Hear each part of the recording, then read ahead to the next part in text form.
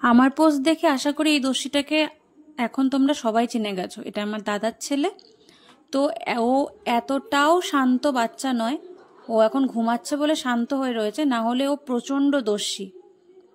কি বলছিলাম না যে ঘুমের অবস্থায় খুব মায়া লাগে, যখন ঘুমিয়ে থাকে তখন খুব মায়া লাগে, কিন্তু এই যে ঘুম থেকে উঠে অমনি আবার চলে এসেছে দুষ্টুমিটা বজায় রাখতে, আর এসেই চলে এসেছে স্কুটি ধুতে।